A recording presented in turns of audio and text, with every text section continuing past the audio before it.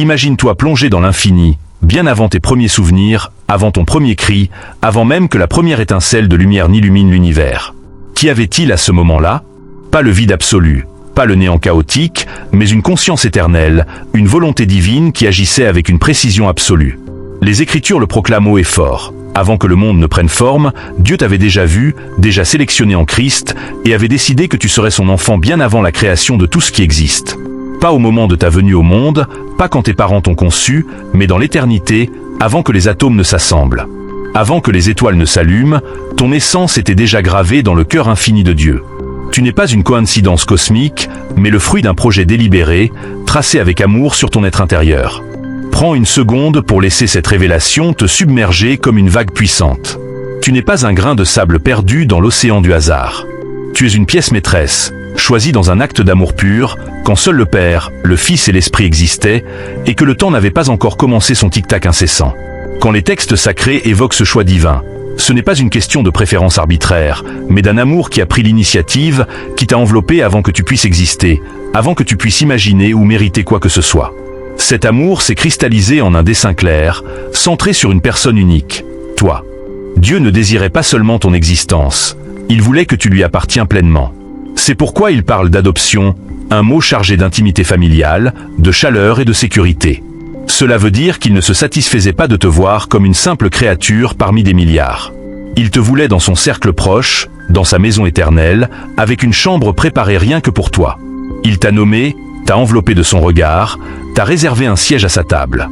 Si tu t'es déjà senti rejeté ou invisible, rappelle-toi, dans les plans divins, tu n'as jamais été relégué au second plan. Tu es au centre, depuis toujours. Peut-être te demandes-tu, si tout était prédestiné, quel rôle jouent mes décisions? Elles sont essentielles, car être sélectionné n'efface pas ta liberté. Au contraire, elle l'élève à un niveau supérieur. Le projet céleste prépare le festin, mais ne te force pas à t'y asseoir. La grâce divine ouvre grand la porte, mais c'est toi qui choisis de la franchir. Ce plan ancestral démontre à quel point Dieu s'est investi en toi. Ta réponse ne l'invente pas. Elle l'active, l'illumine, lui donne vie dans ton quotidien. Ta réaction ne fabrique rien de neuf. Elle révèle ce qui sommeillait déjà, comme un explorateur qui découvre une cité enfouie sous les sables. Il ne l'a pas bâtie, il la met en lumière. C'est ainsi que fonctionne la confiance en Dieu. Elle n'invente pas son affection, elle l'accueille, la laisse s'épanouir en toi comme une fleur au soleil. Rappelle-toi les paroles adressées à Jérémie. Avant de te former dans le ventre de ta mère, je te connaissais déjà. Ce n'était pas « je t'ai repéré quand les autres l'ont fait », mais « je te connaissais intimement ». Être reconnu par Dieu, ce n'est pas être observé de loin. C'est être chéri, vu avec émerveillement, compris sans ombre, désigné pour une mission unique. L'appel de Jérémie était personnel, mais le message est pour tous. La reconnaissance divine n'est pas une information froide. C'est une étreinte vivante qui précède chaque instant de ta vie. Et c'est un détail que trop oublient. Jérémie n'était pas exceptionnel parce que Dieu le connaissait avant sa naissance, mais parce qu'il avait compris cette réalité. Cette prise de conscience a révolutionné son existence, et elle peut transformer la tienne de la même façon. L'histoire que tu vis est façonnée par celle en laquelle tu crois. Si tu te vois comme un accident, tu navigueras sans boussole. Mais si tu embrasses l'idée d'avoir été désiré, conçu et aimé depuis l'éternité, tu avanceras avec une assurance tranquille qui n'a pas besoin de validation extérieure. La culpabilité s'évapore quand tu réalises que tes racines ne sont pas une faute, mais un choix sacré.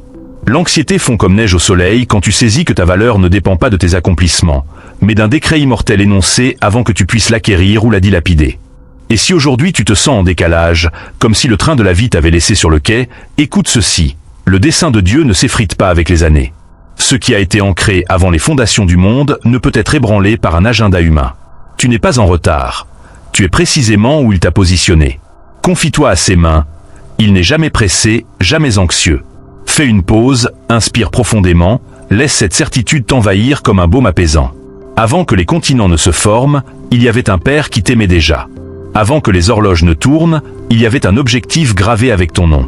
Et avant que tu puisses le poursuivre, Dieu t'avait déjà cherché. Mais cela ouvre une interrogation profonde. Si Dieu te connaissait avant les débuts de tout, où étais-tu? Sous quelle forme? Avec quelle essence? Réfléchis-y un instant. Avant que ton cœur ne pulse, avant que tu portes un prénom, avant que des bras terrestres ne te bercent, quelqu'un te connaissait déjà. Pas une vague idée de toi, mais toi en entier, avec tes particularités uniques. Chaque aspect de ton être, tes forces, tes faiblesses, Tes rêves étaient déjà chéris par Dieu. Le psaume 139 le décrit avec une poésie émouvante. Dieu t'a tissé dans le ventre de ta mère. C'est une vision tendre, presque sacrée, évoquant la patience d'un artisan qui entrelace les fils avec dévotion. Cela implique que Dieu n'a pas précipité ta création. Chaque fibre de ton caractère, chaque nuance de ta personnalité, chaque chapitre de ton parcours a été assemblé avec une attention infinie. Pourtant, nous croyons souvent que notre valeur se gagne par des exploits, des preuves. Mais ce psaume brise cette illusion. Dieu t'a valorisé avant que tu aies une silhouette, avant que tu puisses lever un doigt. Ta dignité n'est pas une conquête, c'est un héritage divin. Le terme hébreu pour tisser est rakam, signifiant broder, entrelacé avec A. Dieu ne t'a pas fabriqué en série comme un objet banal, il t'a orné comme une œuvre d'art irremplaçable. Chaque motif a une intention, chaque teinte raconte une partie de toi que seul tu peux exprimer dans ce monde. Peut-être as-tu entendu des voix te faisant sentir insignifiant, comme si tu étais une parenthèse inutile. Peut-être quelqu'un t'a-t-il fait croire que ton existence était un faux pas. Mais ces échos ne définissent pas ta vérité. Avant d'être perceptible aux humains, tu étais déjà sous le regard divin. Il n'a pas vu un amas de cellules anonymes, mais une personne avec un horizon, une âme destinée à refléter son image. Avant même que tu sois façonné dans le ventre de ta mère, je te connaissais, dit Dieu à Jérémie. Mais ce n'était pas exclusif à lui. C'est le cœur de Dieu pour chaque vie. Être connu ainsi, c'est être validé, compris, adoré. Beaucoup connaissent ton nom, peu sondent ton âme. Dieu, lui, maîtrise les deux. Il discerne tes angoisses cachées, tes aspirations secrètes, les talents qu'il a semés en toi. Et malgré tout, il te choisit ici et maintenant. Mais une question persiste. Si Dieu te connaissait avant de te modeler, qu'est-ce que cela implique vraiment? Étais-tu déjà éveillé dans un espace mystique ou une étincelle dans son esprit immortel? La réponse plonge plus loin. Les Écritures ne suggèrent pas que tu existais comme une entité autonome avant. Elles insistent sur le fait que tu étais ancré dans la connaissance parfaite de Dieu. Être connu par lui n'est pas une note biologique, c'est un geste d'affection. Imagine un architecte contemplant les blueprints d'une cité grandiose. Dans son imagination, chaque détail pulse de vie, les courbes, les lumières, les espaces. De même, Dieu t'a visualisé avant que la première pierre de ton existence ne soit posée. Chaque recoin, chaque fenêtre, chaque allée. Pour l'architecte, la ville est aussi réelle dans son esprit qu'une fois édifiée. Pour Dieu, tu étais aussi tangible dans sa vision qu'aujourd'hui. Cependant, une distinction cruciale. Les textes bibliques ne parlent pas d'âmes préexistantes flottant dans les cieux, attendant leur incarnation. Aucun verset ne décrit des esprits en file d'attente pour une vie terrestre. Cette notion émerge de philosophies antiques, comme le platonisme grec, pas de la révélation scripturaire. La Bible met l'accent sur une vérité plus intime. Nous étions connus, chéris et préservés dans l'Esprit divin, en sécurité dans son projet éternel. C'est essentiel, car beaucoup cherchent des réponses dans des concepts comme la réincarnation pour expliquer des connexions inexplicables ou une mélancolie venue d'ailleurs. Mais Hébreux 9, 27 l'affirme clairement, il est réservé aux hommes de mourir une seule fois, après quoi vient le jugement. Une vie unique, une opportunité sacrée. Même si cela semble rigoureux, c'est un message d'espérance. Ta vie compte ici et maintenant. Chaque choix a un écho éternel. Pas de redémarrage infini. C'est ce qui rend chaque instant précieux. L'idée de cycle répété peut sembler consolante avec ses chances multiples, mais elle dilue l'urgence de l'existence. Les Écritures proclament le contraire. Cette vie est inestimable parce qu'elle est singulière. Chaque aube est un don irremplaçable. Chaque décision façonne ton éternité. Et pour ceux qui partent trop tôt, les enfants perdus avant ou peu après la naissance. Le psaume 139 offre du réconfort. Tous les jours qui m'étaient destinés étaient inscrits dans ton livre avant qu'un seul ne s'accomplisse. Aucune âme n'est négligée, aucune existence n'est vaine. La tendresse de Dieu dépasse notre vue. Bien que les mystères persistent, Deutéronome 29, 29 nous guide. Les secrets appartiennent au Seigneur, mais les révélations sont pour nous. Nous savons qu'il est bon, sage, et qu'il a connu chaque âme avant le temps. Cela suffit pour la confiance. Un jour, en sa présence, les voiles tomberont. Pour l'instant, cette assurance porte. Nous n'avons jamais été invisibles, jamais hors de son dessein. Maintenant, imagine ce moment précis où le ciel a décrété ton arrivée. Non par caprice, mais par un acte délibéré. Le psaume 139 le dit, « Tu m'as tissé dans le ventre de ma mère ». Ce n'était pas un processus aléatoire, mais un miracle divin. À cet instant, Dieu a lié une âme éternelle à un corps temporel. L'éternel touchant le fini, le sacré embrassant l'humain. C'est là que ton âme, connue depuis l'éternité, entre dans le flux du temps. Tu n'es pas simplement apparu. Tu as été mandaté avec une dignité innée. L'évangile de Luc illustre cela magnifiquement. Quand Marie visite Élisabeth, l'enfant Jean-Baptiste tressaille dans son ventre à la voix de Marie. Avant même de voir le jour, Jean discerne la présence du Sauveur. De même, ta vie a commencé avec cette même sainteté. Une âme pleinement vue, pleinement aimée par Dieu. Tu n'as pas juste émergé. Tu as été propulsé pour une raison. Cela transforme tout. Être permis évoque le neutre, l'accidentel. Être mandaté implique un objectif. Tu as été désigné pour cette ère, ce lieu, cette génération. Pas par erreur, par décret divin. Peut-être ta naissance fut-elle marquée par des tempêtes, des absences, des épreuves qui ont laissé des cicatrices. Peut-être t'es-tu senti comme un intrus. Mais ton récit ne débute pas avec les humains. Il commence avec un Dieu qui connaissait ton nom et a choisi le moment idéal pour te faire entrer en scène. Cette perspective change aussi ton regard sur autrui. Chaque être, quel que soit son âge ou sa condition, porte une âme divine, ancrée par la volonté de Dieu. Chaque vie est sacrée dès son aube. Pas une potentialité, mais une histoire déjà tracée par le Créateur. Si Dieu a été si méticuleux en te plaçant ici, il n'a pas arrêté son œuvre. Le même qui a orchestré ton premier battement de cœur te guide encore. Il connaît tes luttes, le poids de tes jours, et il a un plan pour ton parcours terrestre. Quand tu repenses à tes origines, ne t'arrête pas à un certificat jauni ou un souvenir flou. Pense au projet immortel qui t'a positionné. Tu n'es pas un aléa. Tu fais partie d'un dessein qui respire à travers toi. Mais pourquoi t'envoyer ici, dans ce monde imparfait? Pourquoi cette famille, cette époque? Parce que Dieu ne fait rien sans intention. Ta présence n'est pas un transit vide vers l'au-delà. Elle est intégrée à son grand projet. Dès la Genèse, il déclare « Faisons l'homme à notre image ». Tu existes pour refléter un aspect unique de Dieu, son amour, sa créativité, sa justice, que nul autre ne peut incarner ainsi. Tu es ici pour le connaître intimement, pour le choisir librement, pour illuminer un monde assoiffé de vérité. Les actes des apôtres l'affirment. Dieu a fixé les époques et les frontières pour que les hommes le cherchent et le trouvent. Chaque détail, ton lieu de naissance, ton siècle, tes rencontres, est tissé dans cet appel. Parfois, on envie d'autres époques, des destins plus doux. Mais imagine si ta vie était le cadre idéal pour l'œuvre que Dieu compose à travers toi. Tes triomphes, tes chutes, tes liens. Tout concourt à manifester sa gloire. Pense à Joseph, trahi, esclave, emprisonné. Pourtant, il sauve l'Égypte et sa famille. Il dit à ses frères, « Vous aviez voulu me nuire, mais Dieu l'a tourné en bien. » Chaque ombre contribuait au tableau final. De même pour toi, rien n'est perdu. Tout sert le plan. Pense à Esther, orpheline devenue reine au moment où son peuple risquait l'extermination. Son oncle lui dit, « Qui sait si tu n'es pas parvenu à la royauté pour un temps comme celui-ci » Ces mots révèlent le fil invisible de son histoire. Esther n'avait pas choisi son orphelinat ni son palais. Dieu l'avait placé stratégiquement.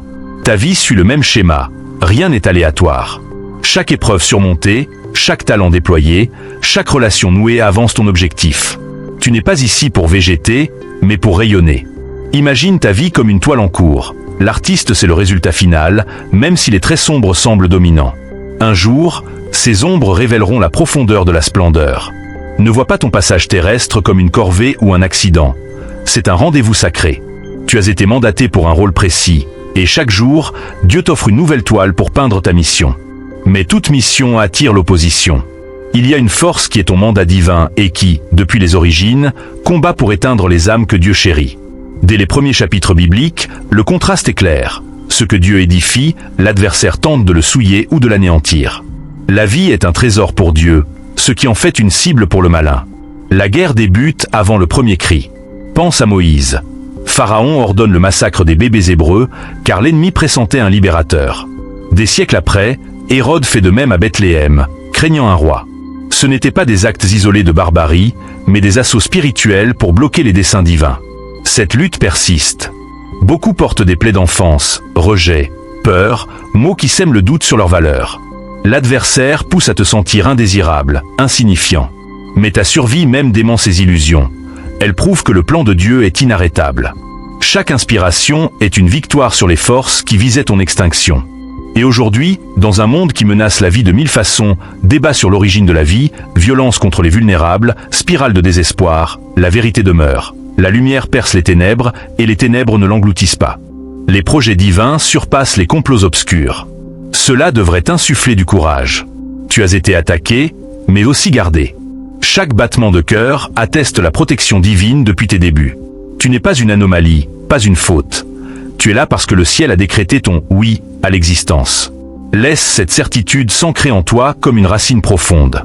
Le Dieu qui a veillé sur Moïse et Jésus dans leurs premiers jours t'a aussi préservé. Tu ignores peut-être comment, mais ta présence en est la preuve irréfutable. Si ton chemin n'était pas aligné sur son plan, tu ne serais pas ici. L'adversaire est les âmes pour des raisons viscérales.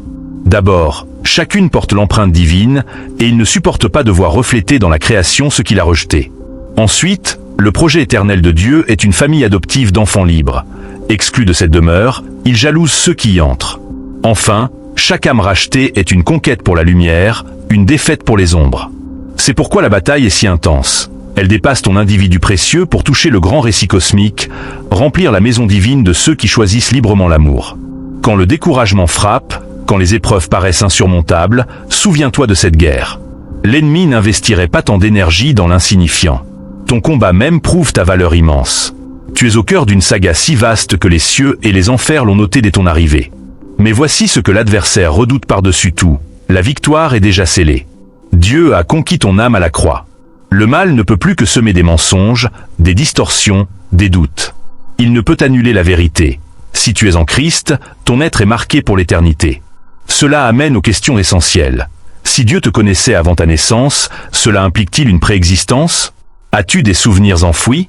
Certaines doctrines évoquent des âmes errantes ou des cycles de vie. Mais les Écritures sont limpides. Dieu te connaissait. Il t'a choisi et planifié avant tout, sans dépeindre une conscience antérieure. Tu n'errais pas dans un vide. Tu étais en sécurité dans son esprit éternel, prêt à être appelé dans le temps. Aucun passage ne parle d'âme en attente céleste. Les textes soulignent plutôt « Nous étions aimés, préservés dans son cœur immortel ». C'est crucial, car beaucoup explorent la réincarnation pour expliquer des affinités inexplicables ou une nostalgie profonde. Mais Hébreux 9:27 est catégorique. Une vie, une mort, un jugement. Une opportunité unique. Cela élève l'urgence de l'existence. Tes choix comptent éternellement. C'est ce qui rend ta vie sacrée. Pour les âmes parties trop tôt, le psaume 139 rassure. Tous les jours sont inscrits. Dieu, dans sa miséricorde, accueille ceux qui n'ont pas pu choisir. Comme David après la perte de son enfant, je le rejoindrai, mais lui ne reviendra pas, une espérance sereine. Les mystères persistent, mais Deutéronome 29 guide, les secrets à Dieu, les révélations pour nous. Cela cultive l'humilité. Nous ne voyons pas tout, mais ce que nous voyons suffit. Tu n'as jamais été inconnu, jamais effacé de son plan. Cela porte pour vivre en sérénité. Enfin, si Dieu a orchestré ton arrivée avec tant de soin, il t'invite maintenant à une renaissance. Jésus dit à Nicodème, « Il faut naître de nouveau pour voir le royaume ». Ta première naissance unit l'âme au corps. La seconde, spirituelle, te relie à Dieu par Christ. Si tu es en lui, tu es une nouvelle création. Le passé n'a plus de prise. Les fautes, les regrets s'effacent. Jésus offre la vie abondante. Pas une survie fade, mais une existence vibrante, connectée à la source. Naître à nouveau, c'est l'âme qui retrouve son Créateur. Ce n'est pas devenir un autre. C'est redevenir soi, lavé du péché comme une statue antique débarrassée de sa poussière.